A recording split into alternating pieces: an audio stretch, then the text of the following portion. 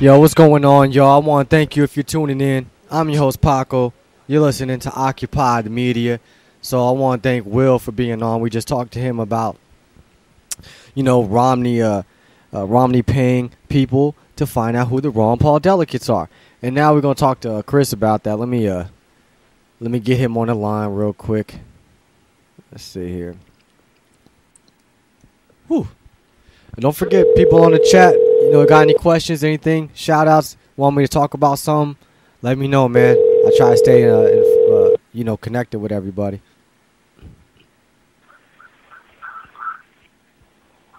Yo. Yeah. What's going on, man? Not much, Paco. How you doing, man? You have a good show, man. I appreciate it, man. It's Friday, man. The sun is nice. The weather's out. I don't know. I'm just chilling out, Beautiful day in Florida, too, I must admit. Yeah, but we still got our rights being taken away, so it's only so beautiful. Romney's fighting. Yeah, you're right. You're right, man. You're right. It's bittersweet, but what we have to do is we just have to keep pushing. We can't let them get the best of us. Yeah, and you said that you was actually whatchamacallit, you heard you had a call on your live chat? Well, what happened was I was in the live chat room that we have on the website on RonPaulTribune.com, and the gentleman that I was on the chat with happened to be a Michigan delegate, and he had received a phone call, so he said, hold on. He put his microphone on mute, so I don't know exactly what he said or what was said, because his microphone was on mute, but I do know for a fact that he is a Michigan delegate, and that the phone call that he had received was apparently they were trying to represent someone from the RNC.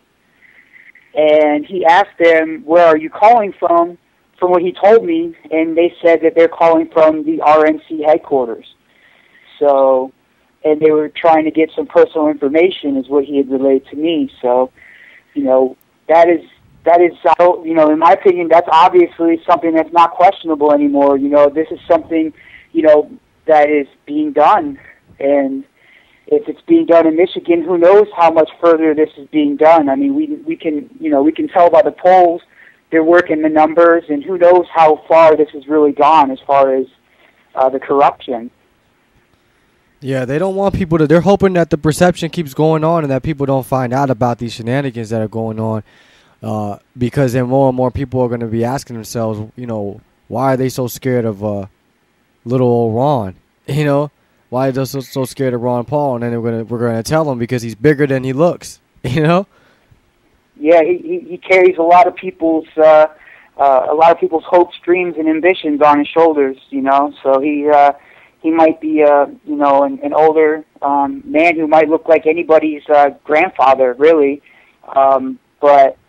He carries a lot of weight, and he's been doing it for too long. It's about time that we step up and we get the information, the knowledge out there, because we have to. I mean, he is, 76 years old. I mean, he's been doing this for, getting close to 3 decades. I mean, how much more do you want from a man? He gave us his life, basically. We need to fight back. I mean, he served 5 years. They're not even talking about that. I mean, all these things, and then what they're doing to him, and the political side. So we need to stand up, and we need to get the information out, and we need to champion Ron Paul, his beliefs, and what he stands for. It's about liberty and freedom. Exactly, man. I mean, all these shenanigans drive me crazy. I've been trying to think what else they could come up with. I mean, I wouldn't be surprised if they tried to bribe some Ron Paul. If they find out some people are Ron Paul supporters or who some of them are, I wouldn't be surprised at that. You know what I'm saying? Trying to bribe people for his vote. Who knows? I mean, who knows what Mitt Romney will offer? Maybe he'll offer you a ride on the top of his car. Like it doesn't. Yeah, in the cage. Yeah. These dudes are jokes, man. They're so funny. Like, I don't know if you heard today, Mitt Romney was a guy interviewed in Denver. And they asked him about medical marijuana, and he was like, isn't there more important things that we could be talking about?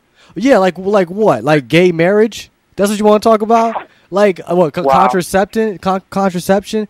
I mean, this is real. People are in jail over these things. How are they look at it like it's not even a big deal. Well, I'll tell you something that I know in your state alone, okay? And really, his statement right there proves that he's not much of a economics major, even though he might be from, a field that, raped and pillaged companies, or however you want to say it. And maybe that's not the right word I should have used, but, I believe in what he did as a part of the business cycle, but he had to have learned something from that. Or maybe he had really good people surrounding him that did do the numbers, because 200,000 people in the state of California are in jail for nonviolent offenses having to do with drugs, mostly related to marijuana, okay? And then you get into the idea that there's like 200 and something odd industrial uses for marijuana, whether it's the hemp, mostly with the hemp, you can make clothing, ropes, makeup. I mean, there's so many different other uses that I couldn't even start. We'd run the whole rest of the show talking about it.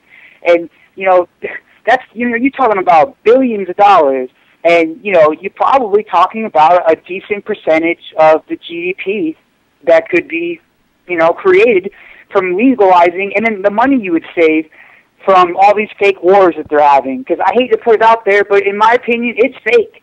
The government's probably one of the biggest drug dealers ever in the history of mankind.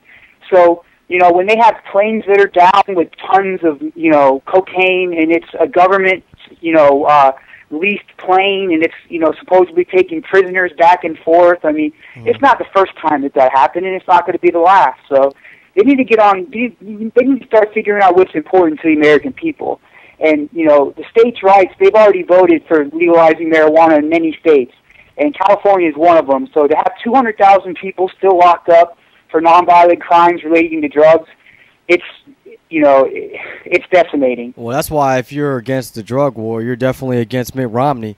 We already know. I mean, he told the patients to his face that he's not for medical marijuana. I give him a little credit. He don't do like Obama. Obama, try to brush around it or whatever, try to pretty it up. But Mitt Romney just came straight out with it. It was like, nah, I think it should be illegal. And I can't stand stuff like that, because if unless you're coming out to legalize everything, which I definitely don't agree with, but unless you're saying that, then you shouldn't be saying anything about no weed with alcohol out here and cigarettes and McDonald's, Burger King. You know what I'm saying? Stuff that's really killing us, not the stuff that's keeping us going. Because when I'm stressed out, ain't nothing like rolling up and smoking something. Like, man, it make me calm. I might go out and do a robbery or something if I don't relax and chill out.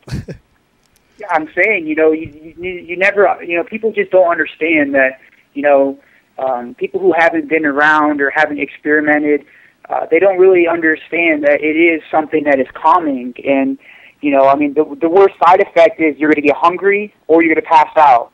I mean, you don't hear about people, getting in a car accident and having, killed people like you do compared to, alcohol, for example, or the damages, like you said, cigarettes do.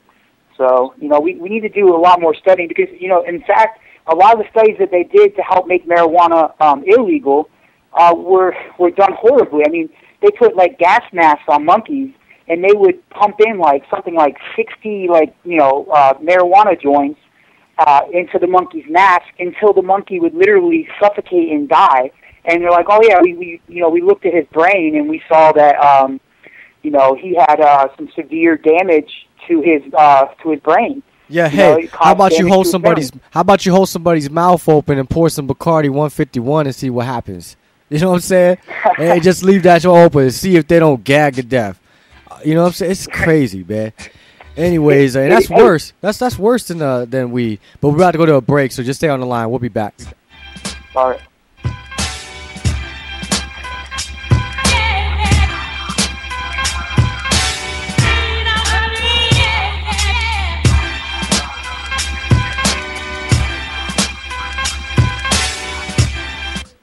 Hi, I'm Dana, and I started out as a Ron Paul fan just like you. And now I'm a full-time volunteer leader at our Ron Paul headquarters in